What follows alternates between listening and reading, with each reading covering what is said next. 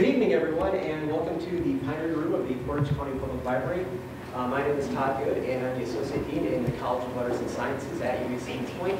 And I'd like to welcome you to the penultimate lecture of the 2013-2014 Community Lecture Series.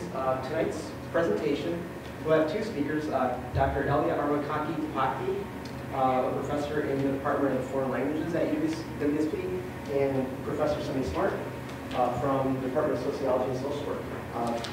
Professor Smart has been at UWSP since 1990, holds a Bachelor's of Social Work from Milwaukee and an MSW from the University of Minnesota Blue. Sonny is a member of the Bat River Band of the Wisconsin Chippewa and has worked with numerous Wisconsin tribes on a number of issues and plays a very active role in the cultural and legal affairs of his community. Dr. Armacanqui-Tipacti is a native of Peru and has her MA and her PhD from the University of Wisconsin-Madison in Golden Age literature and Spanish literature. And she is also the 2013 University Scholar and has on 2 occasions won Women of Color Award in Education. Tonight's presentation is rather unique, and it is entitled Importance of Indigenous Languages, Ojibwa and Runasimi, Quechua. This is, again, it's a unique presentation, and we will see a short history of the languages, how each connect to native culture, and how the languages have survived Western influence, and any attempts to discontinue them through historic federal policies and through missionary schemes. The presentation itself will last till 7:30, and then we'll save about 20 to 25 minutes for questions at the end so that we may be out of here by 8 o'clock, which the library would like us to do. So it's 7:30, we'll open up for questions after the presentations. And without any further ado, it's my pleasure to welcome Professor Smart and Professor Armacanqui-Tipacti. Yes, thank you.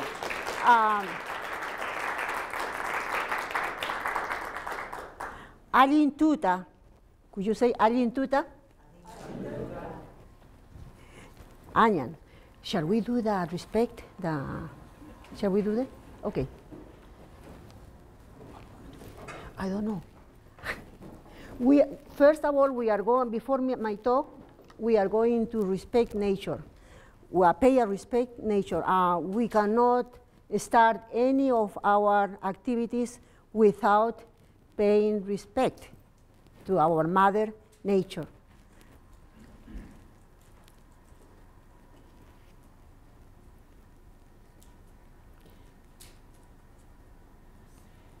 Shall I make them to stand up and hold hands? You want to? Yeah. In order to have a connection, the energy connection, could you stand up and everybody, we are going to have a round circle. We are going to hold hands, our hands. Yes.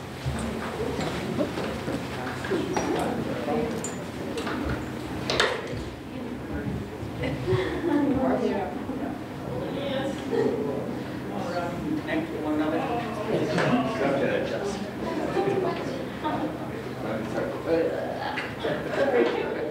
Okay, before we actually do the connecting part, I'm just going to come by and you just put your hands out. If you want, I'll stop by there, and this is incense. It's about clearing the mind, respect there too. So I'll just come around and you can do that.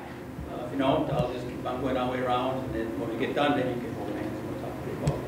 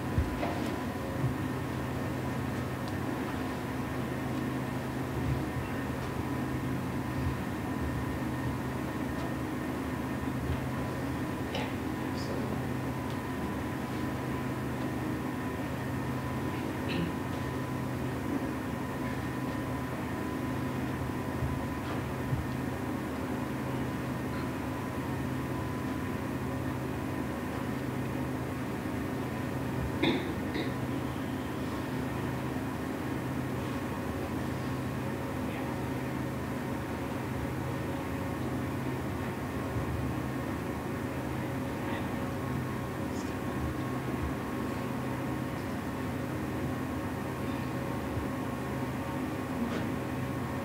we begin, I'm going to ask Elia Shields talk first.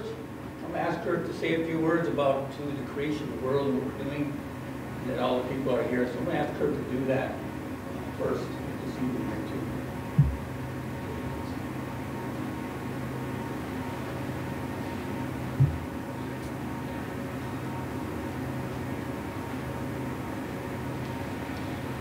As I am speaking, would you close your eyes and think of how wonderful, beautiful Mother Earth we have.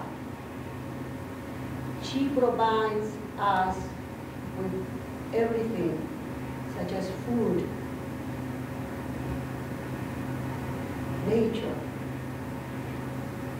water, air, wind, eagle, condor, fox, people. Everything is harmony.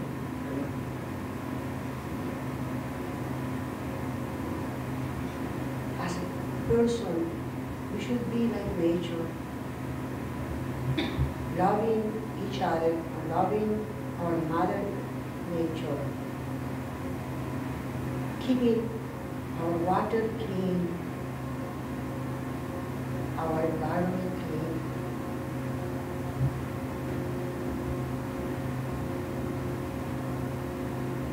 Thank you, Mother Nature. Yeah. Let's say miigwech. Everybody can say that word. She's going to tell you how to say thank you. Anyay. Anyay. One more time. Anyay. Anyay. Anyay. One more time. Anyay. Anyay. Anyay. Yeah, I think so, yeah. The second one, just say miigwech. Miigwech. Say me, which. Miigwech. Miigwech. Thank you for taking the time, holding hands, and allow us to share this little part here before we begin. We always acknowledge the world around us, the Creator's creation. I was talking about the creation. So we're just one being among many beings on this earth here. So we're, as human beings, there's all kinds of beings around us. That's about the creation. She mentioned many of them too. They're all beings. We're just one part of many beings on this earth too. So that's where she talked about their respect, each being for what they do. The water, the mountains, the animals, the fish. They're all beings, spiritual beings. And so that's how we kind of look at them in that perspective too. So miigwech. Anyay. You can have your seats.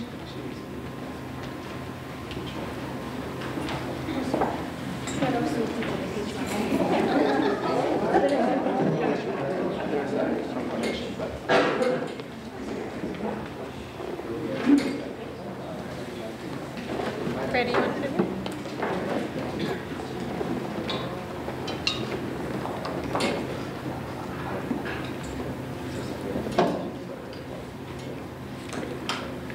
According to the New York Times, each 2 weeks, one language becomes extinct. This is scary because with the extinction disappears the richness of the culture and also the ancestral knowledge embedded in a particular indigenous language. Right now in Peru, there is one indigenous group called the Kalawaya. People found on the Andean Mountains and some of the Amazon basin.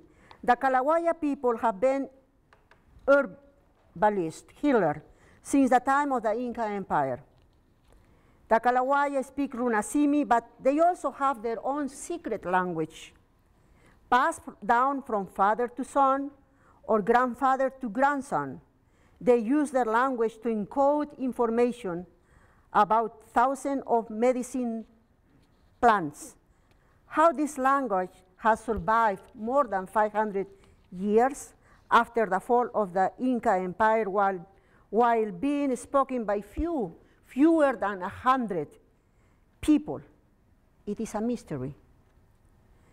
The UNESCO affirms that with the disappearance of unwritten and undocumented languages, humanity will lose not only a cultural wealth, but also important ancestral knowledge embedded in the language. The Runasimi means Runa, people, Simi, tongue or mouth. Runasimi means the language of person. It is a pretty descriptive, while Quechua, the name that the Spaniards actually gave, but not the indigenous people, does not have the meaning because it refers to the region where it was spoken before the Inca times. According to statistics, 10 million people speak the language in South America. For instance, in Peru, 8 million. In Ecuador, nearly 2 million. In Bolivia, about 1 million. And in Colombia also is spoken Runasimi.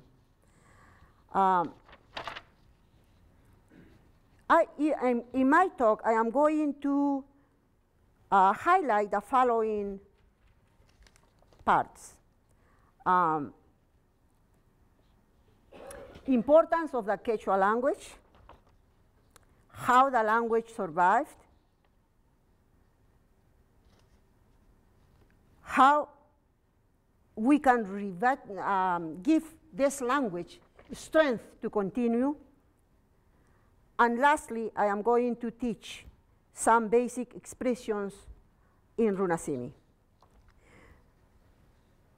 The Runasimi cradle is where the Andean Range and the Pacific Ocean meet.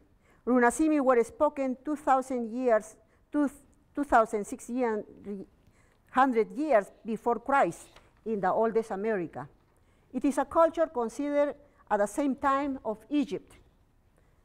For instance, Caral. Caral is an ancient city, Caral. And there they spoke Runasimi. The Caral was discovered in 1948, but it not pay attention until recent years.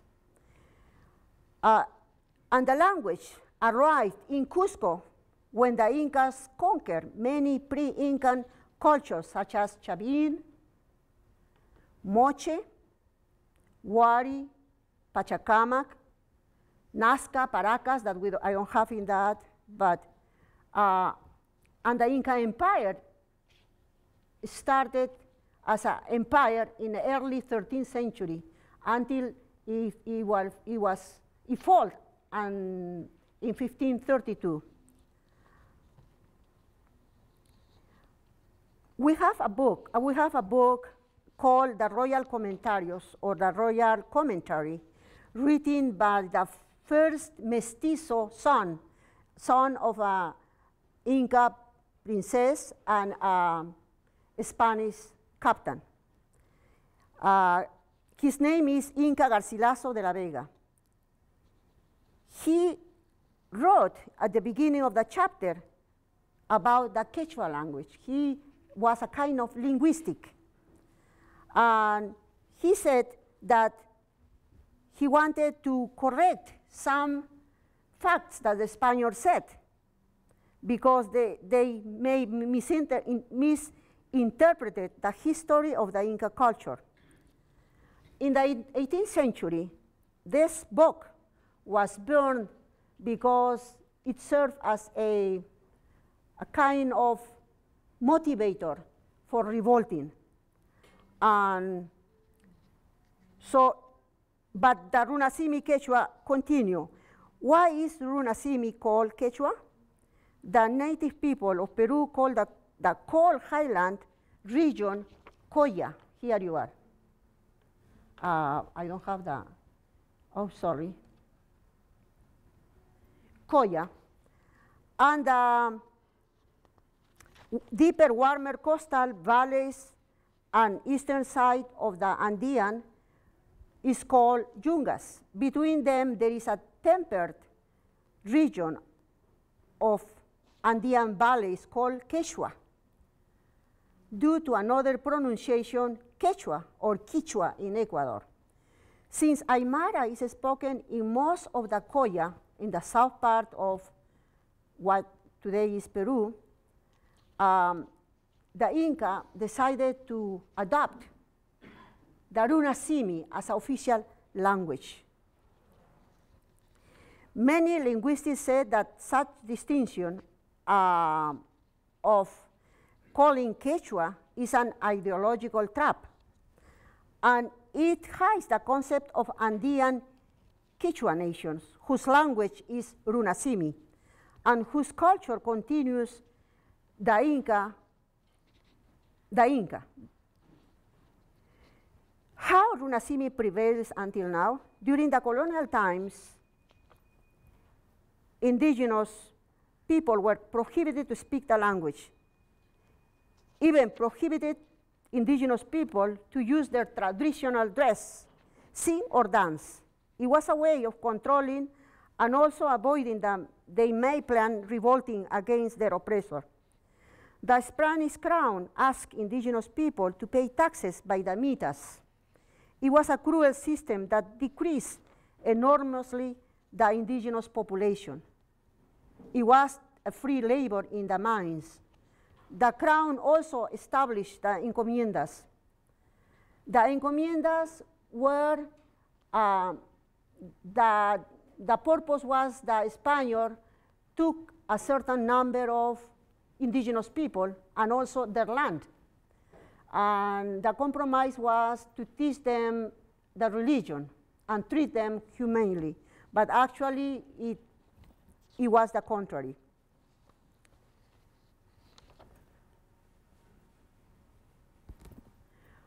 Here, we have a map. In this map, we can see that the indigenous language is actually covers the colored part of the map in South America.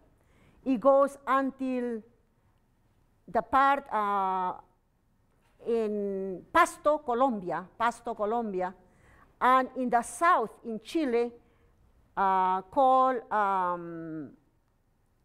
in Acomayo. And here we can see the map more detailed, the names, Ecuador, Peru, Bolivia, Argentina is also in the north of Argentina, in the place called Salta.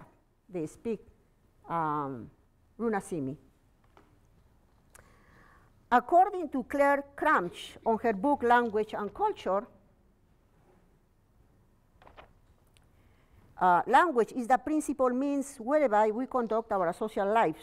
When it's used in context of communication, it is bound up with culture in multiple and complex ways, end of quote.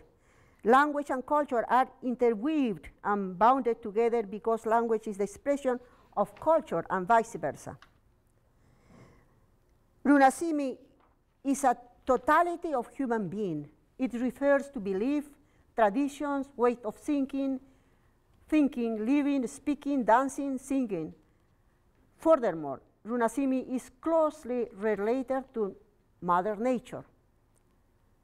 For instance, the language refers to nature like it is an alive human being, as Professor Sonny said. This is the reason indigenous people in Peru and also in Wisconsin and everywhere pay respect to nature. We start our day paying respect. Without this is very important.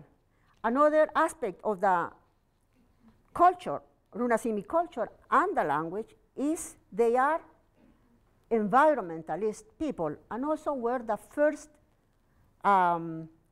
organic growers. It's not like today, it's recent, the organic food, but it comes from our native people.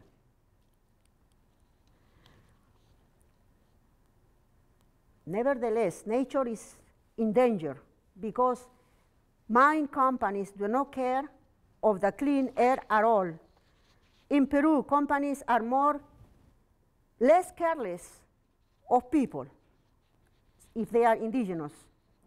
For instance, in Peru, we have 2 cities, one called La Oroya. You can see how polluted is that town, La Oroya. And the name of the company is Doran. Doran, do you know where Doran has their headquarters? In Michigan, here in the United States. But they call Doran Peru, but it's actually American company. And another town on the left, we have Cerro de Pasco. And there is also mining, and they pushed the people from Cerro de Pasco to another area because the mine actually took over of almost the whole city, but also because it was so polluted with all kind of dangerous chemicals. Statistics from the University of St. Louis, for instance, says that La Oroya, 90% of children have lead in their blood. Likewise, in Cerro de Pasco. But people resist the aggression of the mine with their language, their culture. And they fight back. But, because they are indigenous, nobody cares. Fortunately, there is an organization from Canada that is the Canadian Catholic Organization for Development and Peace. They are becoming the spokesperson of this town, saying, enough, we have to save, the indigenous people. How Runasimi survived? First of all, with music. It is high and fine expression, not only of musical art, but also of survival. The best way of keeping alive a language is through music, indeed. If children sing along with their parents, they will keep the language and culture. Music shows feelings of peoples, such as happiness, sadness, humor.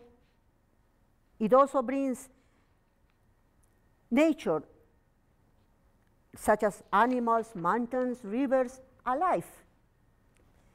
Music is also a lyrical poetry.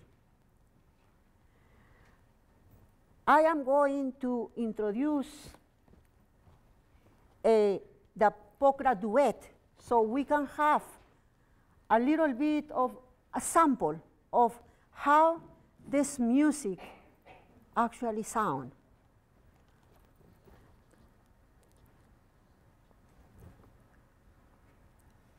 Thank you, Richard Hilner, one member of the Pokra duet, and Numa Armacanqui, my brother.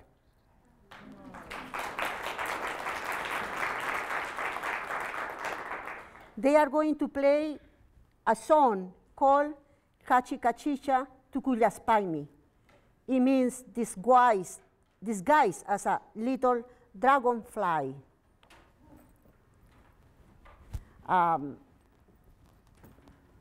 Okay.